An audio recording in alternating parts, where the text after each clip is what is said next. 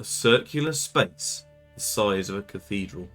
No walls in any direction. Just darkness and molten light. Because the chamber is suspended inside a colossal planetary engine, you stand on a single platform shaped like a gear. Glowing lines of divine circuitry racing beneath your feet. High above, rivers of liquid metal flow through suspended glass veins, superheated and ancient. Below, a deep abyss hums like a heartbeat waiting for its next breath. The Heartforge engine floating at the centre, held by arcs of golden energy, is a massive spherical core, half machine, half sun. A world-sized heart of brass and fire beating out a rhythm of forgotten hope.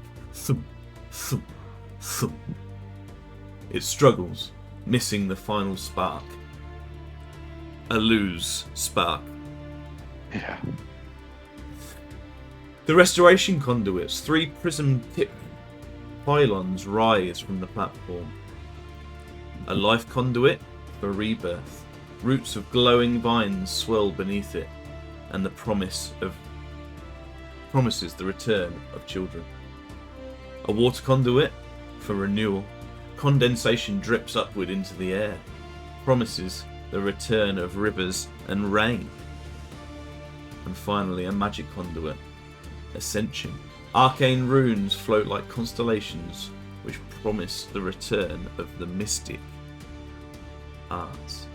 Each conduit pulses faintly, awaiting power from the Ember Core. And the atmosphere of this place, the Heartforge pulses in time with Alu's own heartbeat. Magic and heat distort the air. The chamber's engine wait for your victory, or your corpses. Everything that has happened, from the desert wasteland, the lost children, the dying towns, has led to this one moment. This is the final battle. This is where heroes become the heart of the world, or where they are remembered only as sparks that failed to catch. Goodness me. Welcome. We are in the midst of the final boss, ready to roll initiatives, and we are faced with, if I scroll up a bit, the Forgebreaker, aka the Divine Executioner. Yes, we are ready for the final battle, ready to do wits with what seems to be the final boss, and this is make or break time, with us ready for it. Ready-ish. Yeah. Yeah. I think so. As ready as we're going to be. Yeah. You know, there was talk of having a short rest before we took the next step, but that's all out the window now because we're taking this thing on. Yeah. We moved through. Alu's lack of patience maybe of a cost of that. But yeah, we are met with the Forgebreaker. As the chamber shifts, this monolithic figure steps from behind the heart. I'm sure I didn't say that right. He is not a machine. He is not a construct. He is divinity, given form to destroy. A towering figure of obsidian armor shot through with glowing red fractures, as though divine fire burns inside cracked stone. Spinal ridges of white-hot iron pulse like exposed nerves. 4 colossal arms, 2 hold great flails of chain and molten weight, and 2 wield pressure-crushing gauntlets designed to destroy cores like Alu's. His held is a seamless mask, no mouth, only 2 burning eye slits that analyze and condemn. Oh my goodness. Should I say how he moves? He moves too smoothly, like gravity is only a suggestion. Every step is quiet but final, a judge arriving to pass sentence. The platform trembles under his unhurried weight. His voice, when he speaks, it is layered, a god's whisper, a steel furnace, a courtroom gavel. Mortals were never meant to shape the future. The cycle failed. You were the flaw. Mercy is a luxury of the living. You will not leave this chamber. Goodness. Yeah, he is the final security of the Heartforge, to destroy those who would reignite forbidden divine power, to break any ember cores taken without godly sanction. Without godly sanction? Well, I mean, hang on a minute, mate. Yeah, whoa. You know who I am. Persuasion check, surely. To ensure the world dies quietly rather than dangerously, he is the end of the path you now dare to walk. I mean, yeah, hang on. I mean, Alu is God's divine servant. Yeah, so... this is just a big misunderstanding. Oh, please. Yeah, just but listen. Yeah, but we go into it needing some not inspiration rolls, some initiative rolls. We to do, start off yes. with, for both Hearn and Alu, and we'll do that in order. Hearn and Alu on the screen. So this is Hearn. Yep. This is Alu. You've rolled a natural 1. Ah, great. Okay. Which is fantastic. Great start. Yeah, I don't think that would trigger my curse, right? I mean, I think no, it wouldn't trigger the curse. Yeah. However, it would trigger the picker wheel. Another very big boss battle. So good luck. We're gonna go that straight away without even inputting the thing. This traditionally, this has not been kind to me, but it could be great. Yeah, this could be great. This could be bad. Good luck. Oh, here we go. Thank you. Gonna need it.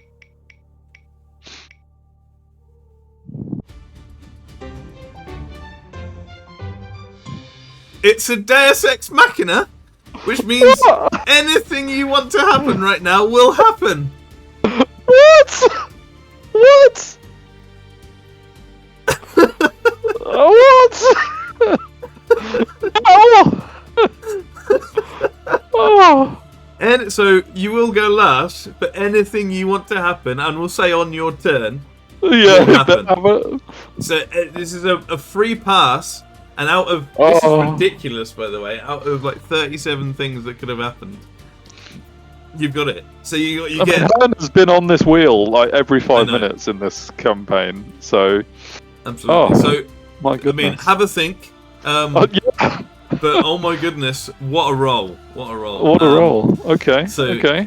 Yeah, that will certainly the help plus us. 3 initiative matters because it's a natural 1. Yeah, and I mean when we do enter it in, Hearn does get her key points back. Maybe she won't need them anymore. I mean, yeah, that is madness. But yes, we will look at Alu's initiative, which is -1. So he rolled a 9, taking him down to an 8. So we'll put those initiatives in, see what the other guys do, and then go from there. Oh my goodness! Wow. And Hearn getting a natural 1 is also narrative gold. The initiative order, not great for us. The Forge Breaker is going first, followed by Kethler and Drexler, whatever they're going to do, and then Alu and Hearn. However, there's a bit of a story impact, apparently, with the natural 1. After you. Yeah, absolutely, yeah. So, for the first time in the entire campaign, Hearn hesitates. The Forge Breaker's divine pressure hits her like a wall, and a memory flashes into her mind. The terror of the desert, the spiders, the warden, and now this towering god executioner looming like a mountain ready to crush her. She steels herself, but the delay shows. She's breathing heavily and hard. This thing is different, but she still acts when her turn arrives, although we still don't really know what Hearn's going to do, because it seems like this is having some deep feelings, deep meaning to Hearn, which obviously will affect how this plays out. Yeah. Wow, and we will find out how that affects Hearn, especially with the Deus Ex Machina, Yeah. later on the last thing of the turn, which is very exciting. But perhaps not as exciting. Well, I don't know, it's exciting but dangerous. Is the Porchbreaker's turn. His molten veins flare as he steps forward, the air bending around his enormous body.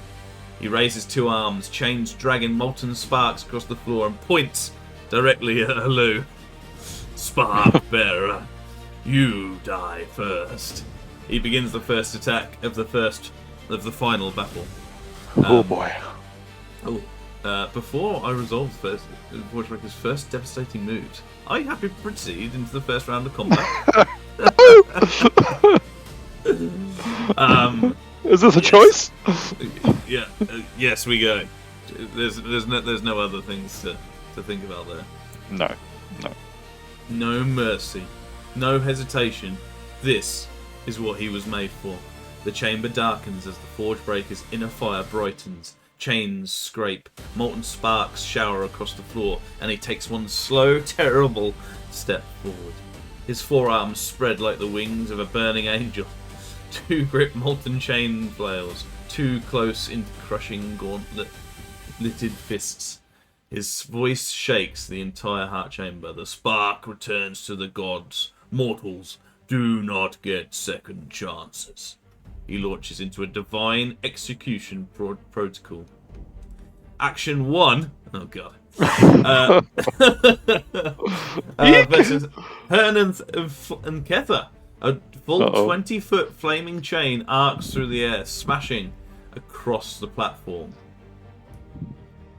Both Hearn and Kether are in range. Attack rolls. 23 and 18 versus Kether, both hitting. Both doing 16 total damage each as the chain burns and crushes simultaneously. Yowk. Yeah. Yes. Hearn stands bleeding, bruised, refusing to fall, and Kether spits blood, reloads her crossbow with shaking hands. Goodness me. So that's almost decimated you in one action. Yeah, it has. Mm-hmm. And the core Sunder Strike targeting Alu. Sparkbreaker, you are the priority. He rolls. How did he roll a 21 plus 7? I mean, that's pretty good rolls. Pretty good roll, buddy. What D20 is he rolling? But he rolls and he hits. Even with AC 20 that I've still got up apparently. My 2d12 doing 21 damage, which, by the way, that's incredible. Alu drops immediately unconscious, the ember core rolling from his hands, but still glowing. The Forgebreaker reaches towards it. Bonus action, core retrieval attempt. He tries to take the ember core from beside Alu's conscious form. Drexler, horrified, shouts, "No! If he takes it, we lose everything!" Contested roll. The core resonates with Alu's spirit, its own will defending itself. The Forgebreaker's roll, 15 plus 4, 19. The Ember Core's spiritual resistance, 19. It's a tie, and the core refuses to move. It glows blinding gold, but burning the Forgebreaker's hand. The spark resists. This is impossible. He recoils for the first time. End of his turn. I'm completely out of it.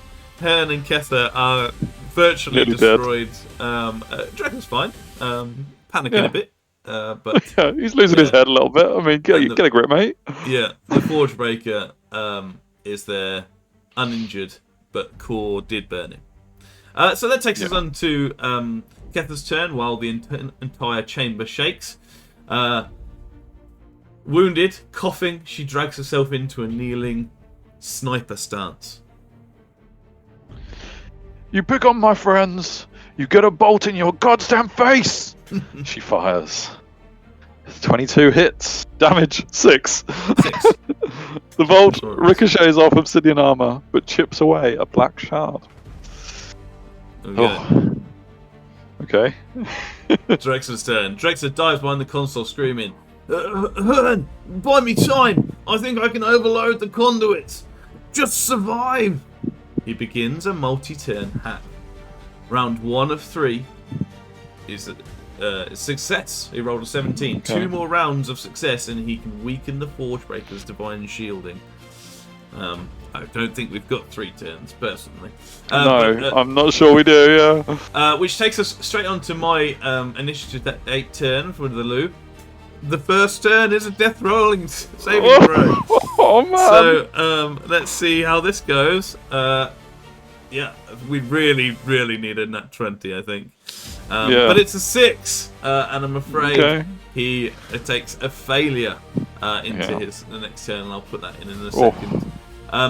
But it does bring us on to the end of the round, and Hearn's turn. Battered, barely breathing, quarterstaff shaking in her hands, stands before a divine executioner, basically alone. Yeah. She's only on 5 HP. One hit will not only drop her, but likely end this whole thing here. So, Turn's moment. That memory that she encountered when she first saw this divine executioner flashing in front of her eyes still and beating deep within her heart, and only made more prominent by the falling of Alu within seconds of this fight. Alu is everything to her. She wouldn't say it out loud, she barely says anything out loud, but Alu means more than the world, quite literally, to her.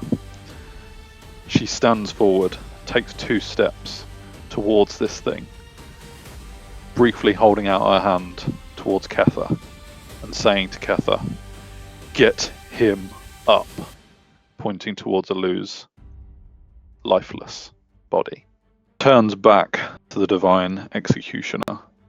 She holds out her quarterstaff horizontally in front of her, and even though the last moments of her body are failing with that vicious swipe that it just inflicted upon her, she knows that she's near death, but she will not give in.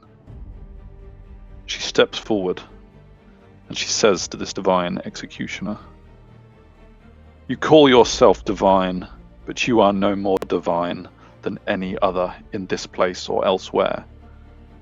Divinity is truly within that creature that you cast aside, that clings to life, and yet I tell you this, while he lives, I will not stop, and you cannot kill him while I am still living myself. You will have to kill me if you wish to kill him, and you will wonder if this is the place that has taken water and children and magic away from the world. I tell you this, it did not take magic away from everything, for in that gnome, magic lives, and while he lives, you cannot kill him. While I live, I will not allow it." And with that, despite the fact that she has no more energy, no more health left in her body, she strides forward, runs into a sprint, quarterstaff twirling around her, and leaps straight for the divine executioner. And as she does, that divine energy within both the core and within that friendship that Hearn and Alu share together, it glows within her quarterstaff. And like a paintbrush that she yields and wields with terrifying efficiency, it glows with divine energy. And she knows, as she's leaping through midair, knowing that if this fails, it will be her death, and likely Alu's as well. But as that divine energy inspired into her weapon, she knows if it hits, this thing will be gone. Absolutely. So yeah, Hearn's leaping through the air. That is the wheel that has given us one chance. And yes, it could have been quite easy to just say that this thing was destroyed. But that's not how Randomworld works. It's not. Randomworld, one last roll, one last moment. Hearn's leaping through the air. If this doesn't happen, it's all over. One quarterstaff strike to the head of this thing. Yeah. The divine head. with the divine energy. Absolutely. And if it hits, it's done. Yeah. Fantastic. Ugh. The heart forge falls silent. Alu's breath rattles in his throat as he slips closer to death. His death save 6 a failure, one step towards the void, while Ketha, wounded and gasping, drags herself toward him, as commanded. Hearn steps forward though, bleeding, broken, burning with a fury greater than fear. Her staff drags sparks across the metal floor. Forgebreaker turns towards her, towering, divine, inevitable. Eyes narrow. Mortal, you defy fate. Hearn grips her quarterstaff. Her stance firms. She charges, not because she thinks she can win, because someone must stand when all else has fallen. Hearn's final attack. She sprints across the platform, leaps. Staff raised overhead, every muscle screaming. This attack is not a normal strike. This is defiance incarnate. And by your homebrew rule, which is Deus Moves on the wheel. Yeah. I can't even say it. I'm so excited. I can't say that. Deus Ex Machina. Yeah. And if it hits, it will kill the Forgebreaker. If it doesn't, I don't know what we're gonna do. Yeah. Let's roll. Let us roll. Good luck. Well done, everyone in this campaign. Thank you very much for watching. This all comes down to this one roll because that is Random World, baby. Yep. And that is the way. Good luck. It's a natural 1! Oh my goodness me. A natural 1. Well, I mean, Random World is Random World for a reason. Now, before we input that into the thing, we do have a picker wheel. What the? Just, PTG, what are you doing to us? I mean, that What are you doing to us? Epitomizes Hearn's campaign, I think. It does really, doesn't it? Epic speech. Let's see what the next picker wheel on another natural 1 in the space of about 10 minutes. This is Deus Ex Machina again. Come on, here we go. Screw it, this thing's dead. Yeah, absolutely. What a world. I mean, pretty quite epic, I guess. As you have attacked and rolled a natural 1, you lose or break an item, which has to be the quarterstaff. Doesn't the divine quarterstaff just shatters in front of her. Absolutely. And she barrels into this thing, and it can do whatever it wants to do, because this is going to be Hearn's entire turn. She's not going to do anything else with her turn. That's it. I mean, she could have deflected the attack that the thing did on the previous one, but the moment was full of that, so she didn't do that. Absolutely. And now she's got to take the consequences. I mean, I guess the natural 1 also, she needs to take D4 psychic damage as well. She's going to take some D4. So do that too. So we'll input all of that, and oh my goodness, let's see what happens. It is not looking good for Alu and Hearn on this journey in the final battle. Not. But maybe Drexler can come to the... I don't know.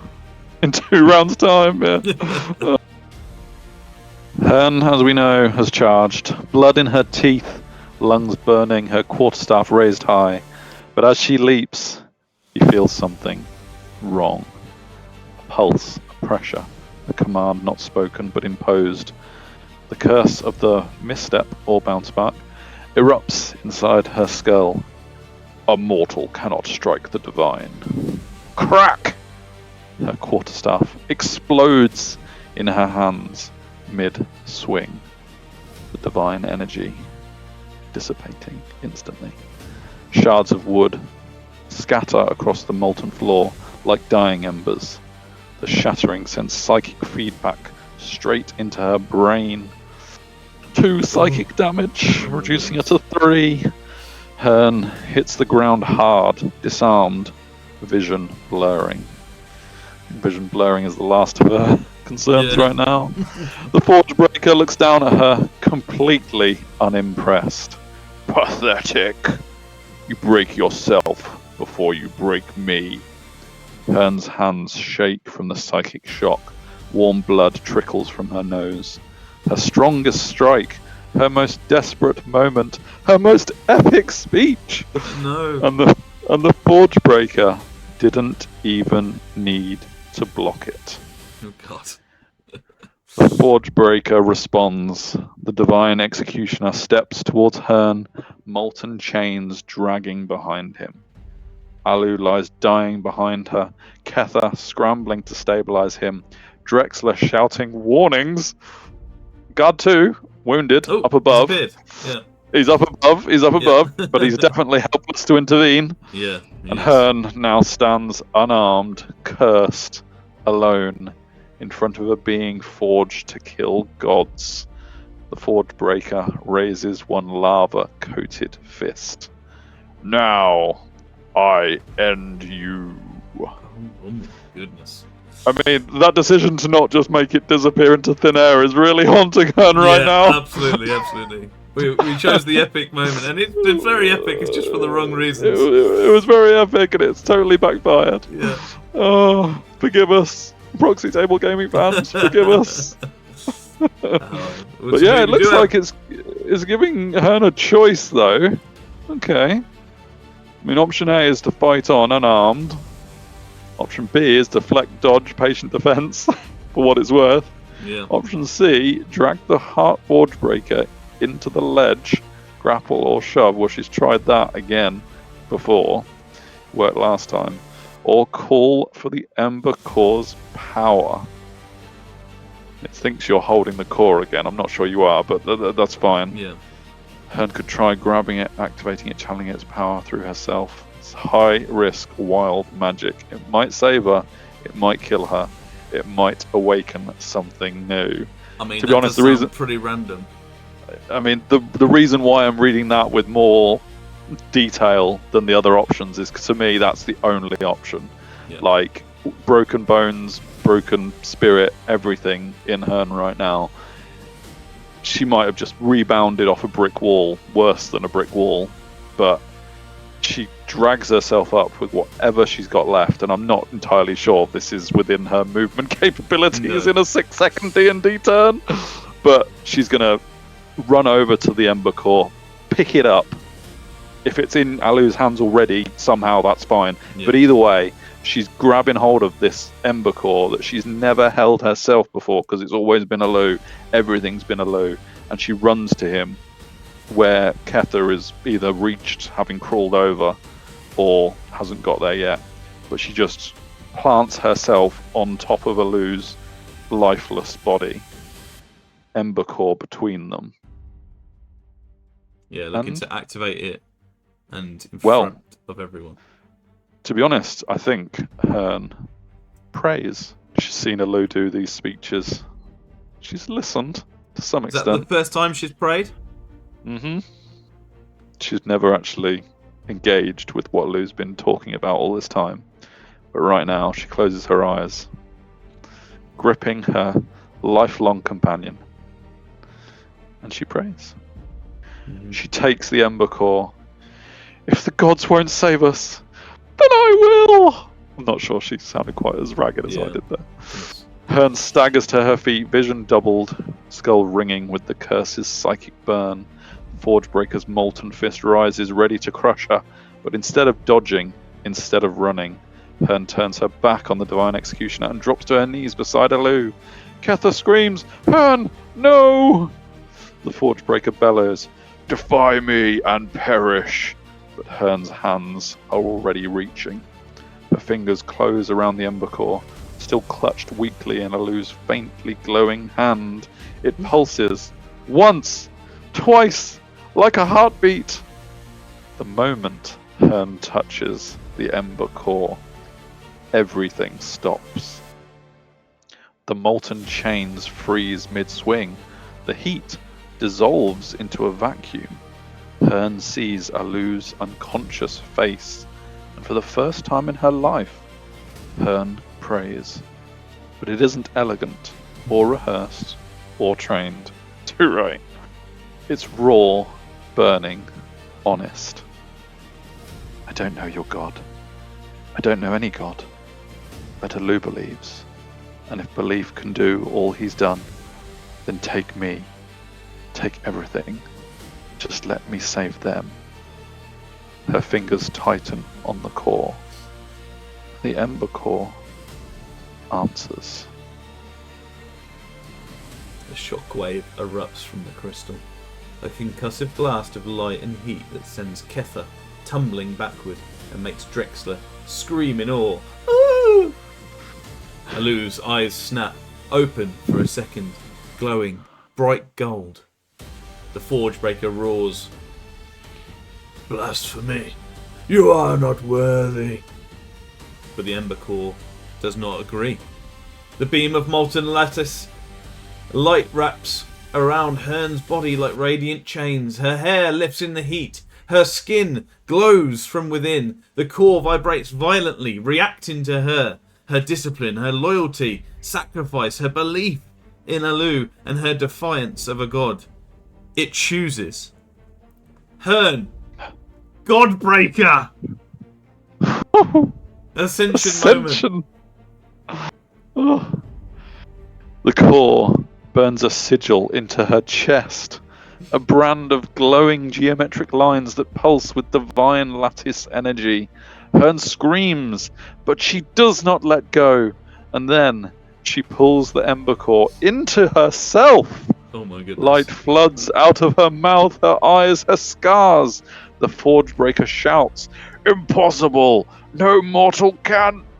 Hearn rises into the air. Her voice echoes layered over itself. Her own voice and the voice of the Ember Core. You call yourself divine. Let's test that.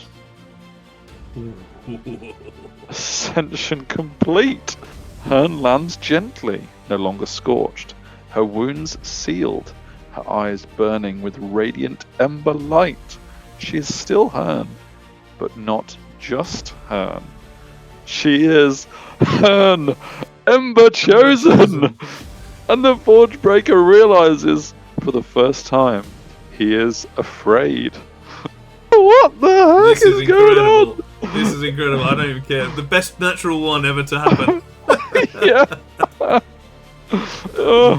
Hearn's form changes mechanical effects for the remainder of the fight. Enters Ember Ascended form. Fully restored HP. Gains 2 armor class. An armed strike deals that. Okay. Immune to fire and heat. Okay, useful. She may use one spell-like ability per round. Radiant Pulse, Ember Shield. Nice. And most importantly, Hearn's unarmed strike now bypass Divine Armor. The Forgebreaker apparently only has 75 HP remaining. That's useful. And it now counts Hearn as a divine level threat. Hearn has absorbed the core and transformed. I mean, I don't know what that means for the planet and bringing back everything. If I've just eaten the core, folks. Okay. Wow. And it seems like it's giving you another turn. This is the Hearn show right now. Absolutely. It was. I mean, it's been all Alu for 12 episodes, and now Hearn is stepping up to the plate. It looks like Fantastic. it. Yeah. Oh, I've ascended after all this time. Okay. I mean, she's just got to go to town on this thing. Yeah. You know. I mean, she's fully restored in health. Didn't use any of her key points on that ill-fated attempt. She hasn't actually got a quarterstaff anymore, right? So No. So I guess. I mean, it says one spell-like ability per round. It doesn't say whether that's an action or not. No. I'll try and do that at the same time. Extra. You're a god. Yeah, she's a god. So yeah, and her unarmed strikes now bypass divine armor. Right. Well, in that case, flurry of blows. Yeah. Is happening. So it's going to be 3 unarmed strikes. Yeah. She's And the also Radiant going Pulse? to, and the Radiant Pulse, and she's going to use the Divine Overcharge Battery. It's all Yes. going to just like Which we got absolutely in the last explode. In fact, Yeah. hang on. Before she goes into this unarmed strike, she reaches into her backpack and pulls out the helm that she found. Yes. earlier on, which seemed completely irrelevant to everything we rolled, but it was on the wheel, and Hearn gained herself a helm. Yeah, She puts it on in a display of this thing's going to be useful some way, because this is her god form in this helm. And then she goes and with 3 strikes, the battery and the Radiant Pulse. And the Radiant Pulse. And forget about Ember Shield or teleporting or anything, she's just going for it. Right, okay, cool. So we're gonna put that in, but it's gonna first versus the 3 attacks. 1, 2, 3 on the natural 20s. Let's see, what could possibly go wrong? What could go wrong? Definitely. Yeah. So here we go. 1, 2, 3. What have I got? 1, 1, 1. Oh. We've got a 12. We've got a 7, and we've got a natural 1. For goodness sake, man! We're gonna go on forever. Oh, let's so before we input all that data, let's go over to the picker wheel for the 3rd time in 2 actions. What was the best one there? A 12? Because I mean that's only going to be a 17 in total. Yeah, I don't think that'll even touch it. So let's go. Let's see what the picker wheel my head hurts. gives us. This is a crazy episode. I thought this would. Okay. So, wild magic happens. We know! Which could be anything. So, in addition to all the stuff they're going to do, hopefully that 12 does hit. Or the 17 does hit. 17. There's going to be an extra wild magic from an external source that comes into play for this battle. So we're going to put all that in. That's a lot of information. And, let's see what happens. See what happens. Yeah. Hearn reaches down, grabs the cracked but still functional helm of the hollow flame she found earlier in the Heartforged early chambers and slides it onto her head. The helm's runes ignite instantly, reacting to the ember core now burning inside her chest. Its eye slits glow white hot. She steps forward. Her fists ignite, and she unleashes 3 strikes. 17 hits! 12 misses. Natural 1! Critical wild magic backlash. Oh, goodness. So Hearn has hit once, which is better than it could have been. Yes. And but first, before we get to damage from that... There is a wild magic surge from Alu's body. Because Hearn is channeling the Ember Core and the curse is exploding under the stress, and Alu is the original bearer, her Nat 1 causes a burst of wild divine energy to erupt, not from her, but from Alu's unconscious body. His hands twitch, the air around him warps, and the core's connection to him and Hearn collides in a surge of uncontrolled power. Wild Magic Surge table, Heartforged variant, rolling secretly, result. No, that's Spirit secretly. Recall. A shockwave bursts out of Alu's body, lighting up the floor sigils for 1 split second, visibly only to flash in flashes of gold. Ancient spirits whirl around him, old Heartforged engineers, forgotten wardens, children that were never born, and one deity-like presence looking directly at Hearn. The spirits all shout at once, "The key is not the core! The key is the will!" The surge then collapses inward. Alu immediately regains consciousness with 1 HP. Gasping awake. Not a heal, it's a magical effect. Ketha screams in shock. Drexler falls on his back. Like a tortoise. And even the Forgebreaker hesitates. Alu is conscious. Barely, but conscious. Forgebreaker's reaction to the surge. The Forgebreaker reels, stepping back. The Sparkbearer rises again. His molten armor cracks. Something in him flickers. Doubt, fear, recognition. But Hearn has already landed her first strike, and the Forge trembles. Divine strike, I'll have you know. Yes, baby. Let's roll some damage for this, baby. So to remind ourselves, we're obviously doing the D8 damage. D8, which is better than a normal. Dex Radiant, so my Dex is +3. +3. So we'll do this. No, it should be first. +5. Sorry, it should be +5 because +5. it's with proficiency. So D8 +5 to start off with. Yep. And it's an 8. So, great. baby, Amazing. this is a time. Now we're also adding in the divine. What did we have last time? The divine. So the item is a divine overcharge battery, which adds 2d6 to a melee attack. Okay, so add in 2d6. Now's the time. Yeah, absolutely. Yeah. So 1, 2 is a 3 and a 4, so another 7. That's average. That's fine. We'll take that. We're on 20 to start off with, and then we're going to do your extra ability, a radiant surge. Pulse. Radiant pulse. Pulse, yeah, for 2d8 radiant. For 2d8 more, so 1, 2. For a 6 and a 7. Great. Totaling 32 points of damage in one attack, which is amazing. So we're going to put all that in so that it can get all that information and see what that does. Potentially tipping the balance of this battle as God Hearn takes and on. Lose up. And a lose up, which is good. But as God Hearn takes the battle to the Divine Forgebreaker. Somehow. With natural ones. So, Hearn's Ascended Onslaught. 33 damage landed. The Forgebreaker staggers for the first time in its existence. Let's walk through this beautifully brutal sequence exactly as it happens, shall we? Insert narrator, yeah. Hearn's first strike, which was only 1, which is a shame, because, Radiant Punch. Her fist slams into the Forgebreaker's chest plate, except it doesn't hit the armor. It burns through it. The Ember Core's sigils erupt along her arm, flame cascading down her knuckles as the impact detonates like a hammer blow from a newborn star. 13 radiant damage tears a crater into the divine metal. Forgebreaker lurches back, molten fluid spraying from the wound. This is not possible! But Hearn is only just beginning.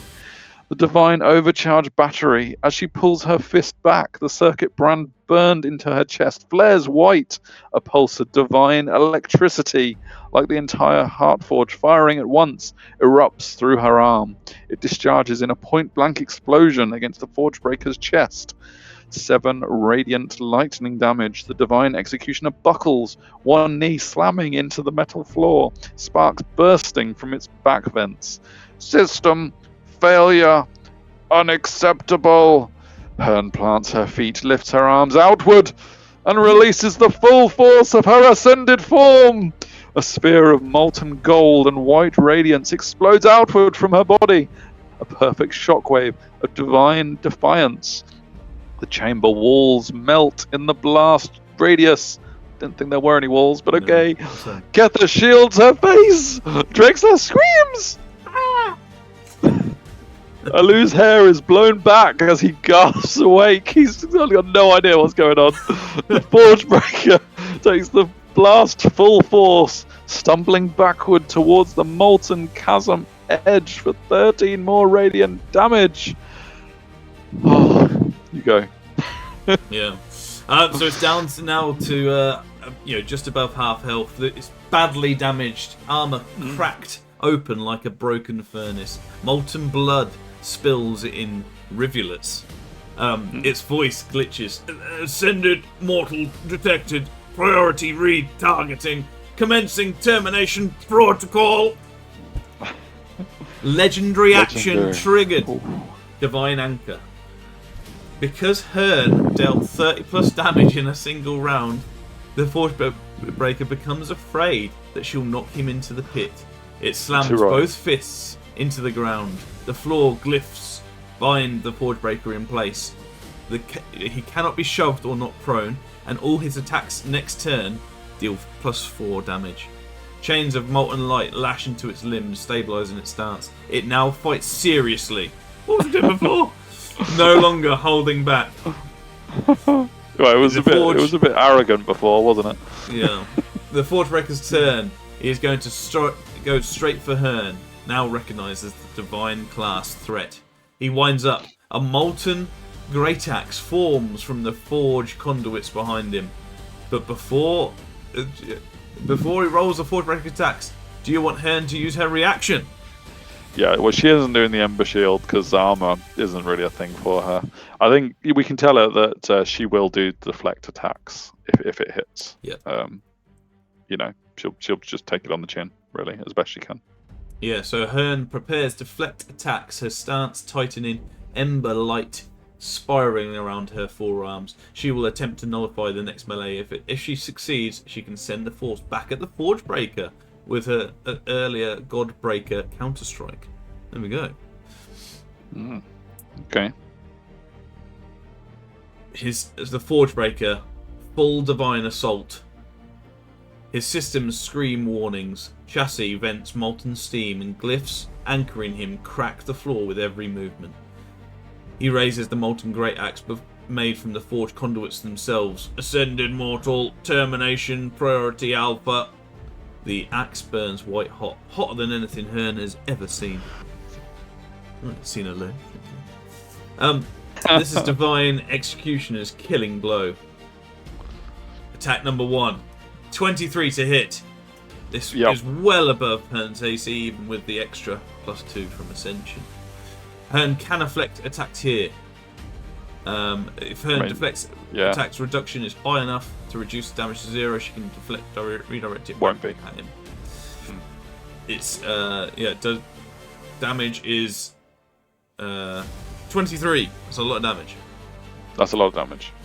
Using your deflect attacks, we need to do a roll of D10 plus 8. So let's get rid of these and do. I mean, it hasn't worked out that I can't reduce it to 0 from 23, but but rolling a D10, so D10 plus 8, so for a significant amount of less damage. Oh, well, it has given an option. Yeah. Oh, we rolled the 2, so a 10 in total. Okay. But unless you want to do something else. No, that's fine. No, that's fine. Just reduce it by 10. And she'll take whatever's left, which I guess is 13, if it's worked that out. Hearn deflects, but it's not enough. Hearn catches part of the molten axe shaft with her forearms, ember energy flaring against divine heat, but the blow is simply too powerful. Reduction roll of 10. Hearn takes 13 slashing damage, reduced by her ascended resilience to 11. Yeah. Okay. Oh, nice. I will take that. So down to 16 health now, having been restored to full. So the axe slams into her, sending her skidding backward across the metal floor, boots carving glowing streaks behind her. Ketha screams again! Ah! Drexler nearly faints again. Alu, barely conscious, reaches out helplessly. Come on, Alu. The Forgebreaker straightens, eye glyphs burning like twin suns. Ascended mortal, your end is inevitable, but the turn is not done. Second attack, the Forgebreaker pivots the axe swing, brings it round in a wide molten arc, and goes for a second execution strike. 19 to hit. That's still going to hit. I'm up to 15, but still until this is better than that. This hits Hearn unless she uses Ember Shield reaction. I cannot, because I've used deflect attacks. Some other feature. I don't think I have anything unless the helm magically gives me something, but we can't force it. With Ascension. With Ascension. 19 still hits either way. So I am going to be taking 16 slashing damage. That's exactly what she had. I'll reduce to 14 by her ascended resistance. Thank goodness. Oh, she's still up with 2. Man, I didn't read that last part about this ascended resistance, but she's got 2 left. She is still alive, barely, standing only because the ember core inside her refuses to let her fall. Even the Forgebreaker seems surprised. Why do you not break? Hearn's body trembles, light flickers, her breath is ragged fire, but she is alive. Come on, guys, a little help here.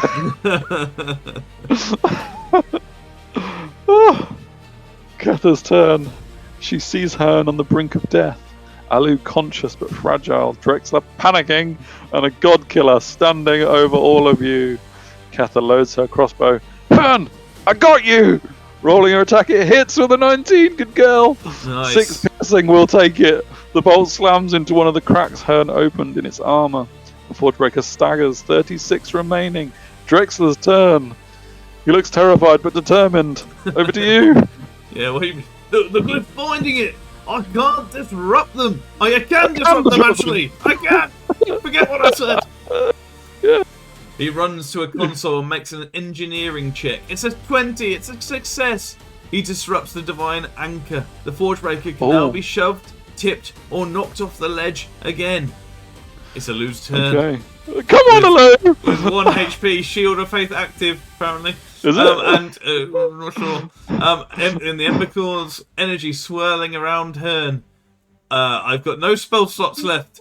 I do. You have. I've got cantrips and actions. So yeah, it's giving me loads of options to do. But what does Alu want to do now?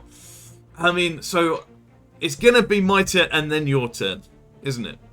Yeah, with whatever I've got. Yeah. And Alu knows this, and Alu has got spells to cast and things to do. Animal friendship, would that be useful? Absolutely. Now's the time we've been waiting for. Yeah. Unfortunately, I think my biggest spell, Spike Growth, isn't that useful because Hearn's going to be up in the grill. So I do think it's just a case of 2d6. Well, isn't Spike Growth on the floor? Hearn could Radiant Step teleport onto it and not touch the floor. But yeah. But I think just giving Hearn a chance to survive next turn would be useful. So using a 2nd level healing word would make a lot of sense as a bonus action, and then using which you had a word of radiance to help along the damage front to maybe reduce it by like 2 or something. No, come on. Believe in yourself, Alu. Yes, Word of Radiance does allow me to do up to D6, so I'll do the damage just in case. It's just D6. D6, yeah. Come on, Alu. And but the healing word being 2d4 plus 1 is what you'll regain back. So 1, 2, it's 3 and 3, so 7 points of healing damage back to you to give you a chance to stay. It might give me a chance of surviving a hit. Yeah. And the D6, if it does come off from my cantrip, will be 4 points of damage. Okay. Well, that could have been worse. So, and just with his last bits of energy at 1 health, he helps Hearn, tries to do some damage, and sets up the last turn for Hearn to hopefully obliterate him. Alu, battered on 1 HP, glowing faintly with lingering ember energy, forces himself upright. His voice trembles, but his faith does not. He reaches towards Hearn and whispers, "Not today. Not while I still breathe." Healing Word regains 7 HP. The glow around her strengthens. Ember sigils stabilizing. The Forgebreaker snarls, "You cannot keep her from her fate." Alu ignores him. Word of Radiance cast. He meets the DC. Normally this means it succeeds, but the Heartforge... What? Divine Resonance. Because Alu is the original Spark Bearer and Hearn is descended. Thanks, chat PTG. The chamber itself amplifies their actions. Ties on fails save against Heartforge Divine Magic, of course. Which means 4 damage. Hits and does it, reducing it to 32 HP.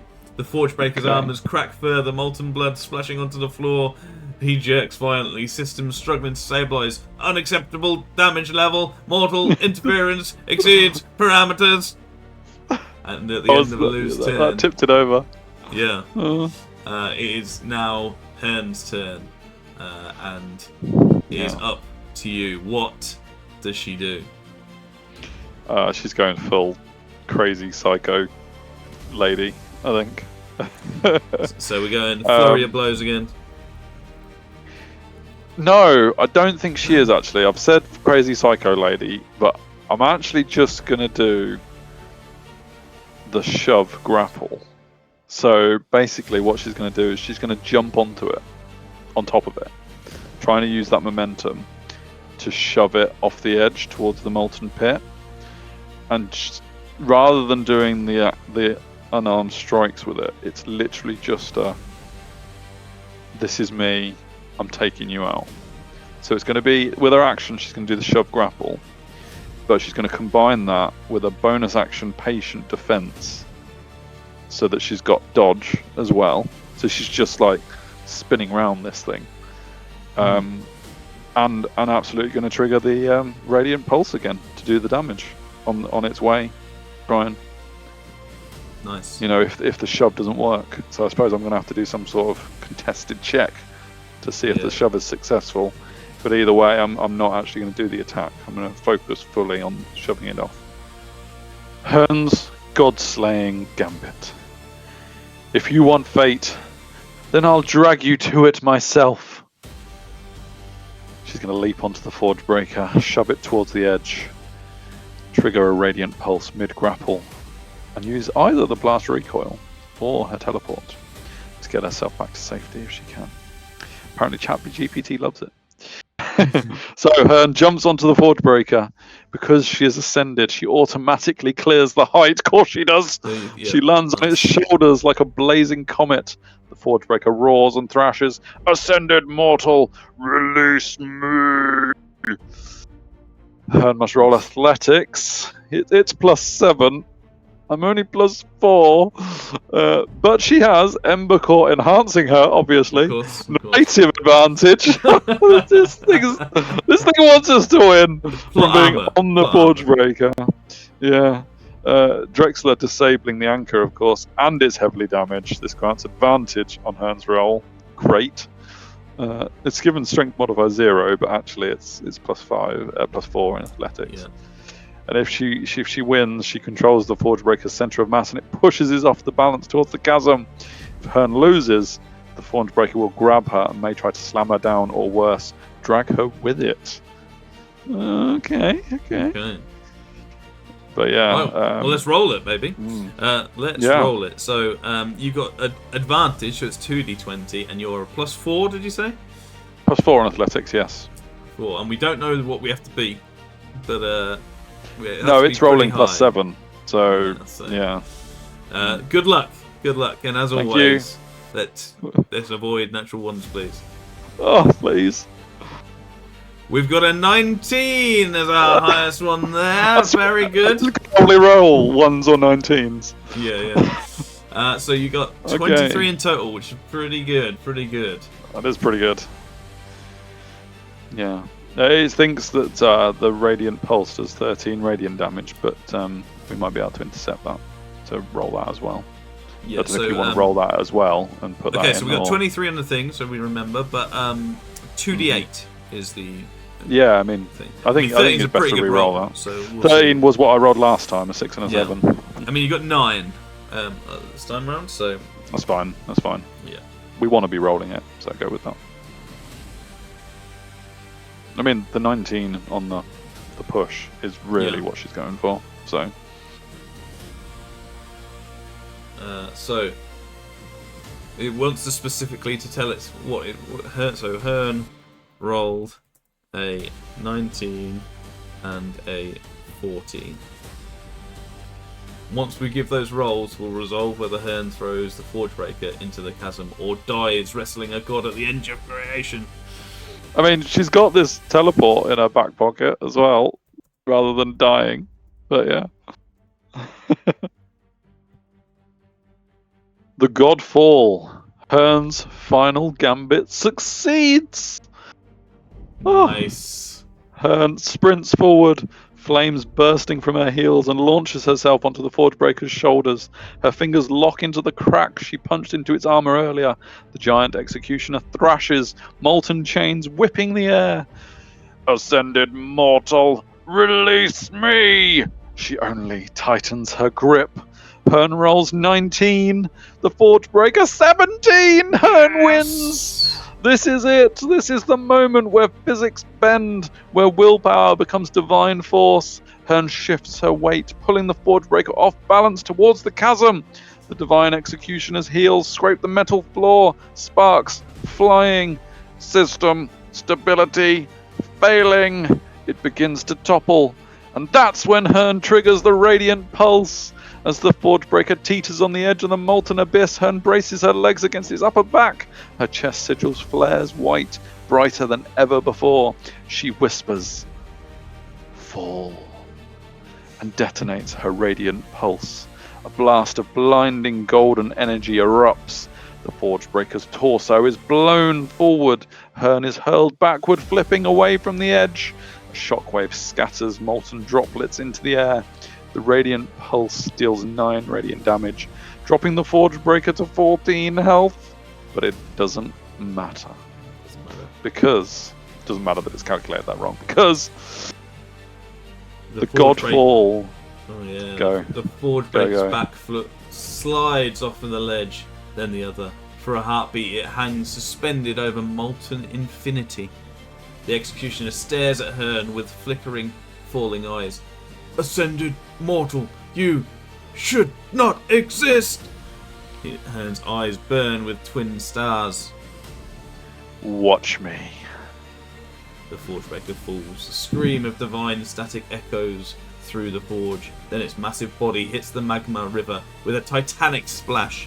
Molten steel swallows it whole. The chamber shakes as its form disintegrates into radiant fragments. The divine Executioner is dead, and the Heart Forge awakens. Silence, then a hum. The conduits ignite. The floor sigils blaze with life. The central crucible spins up with a thunderous whir, and the entire Heart Forge blooms with golden light. The curse of Hearn's mind evaporates. The ember core inside her pulses calmly. Drexler collapses to his knees, sobbing with relief. Kether screams with joy. Guard 2, upstairs, cries openly. Alu watches Hearn land on her feet, radiant stream rising from her shoulders. His voice cracks. "Hearn, you just killed a god." And for the first time in this world's recent history, the Heart Forge is alive again. We have a final choice. The Forge Sentinel appears once more, projecting, flickering, Ascended and Sparkbearer. The Heart Forge stands ready. Choose the world's fate. 3 conduits await activation. Life conduit, rebirth. Water conduit, renewal. Magic conduit, ascension. Or we could activate all 3. But this requires a sacrifice. The Ember Core must take one of you. What do we choose?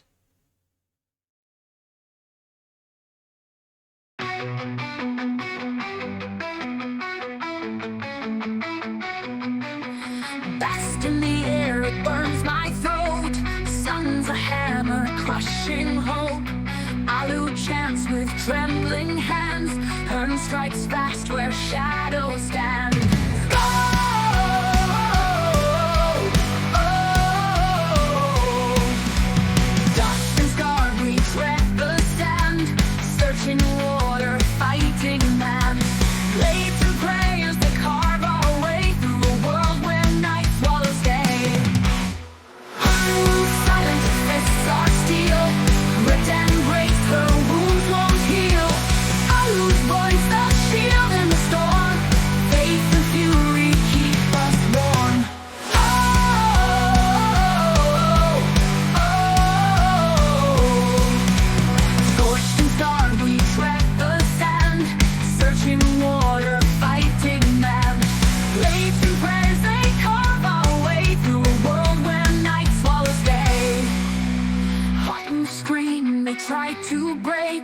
Sweat and blood, the price we take. Clerics light and monks cold eyes. Hold the ground where honor dies. Whose silent fists are steel. Grit and grace, her wounds won't heal. Alu's voice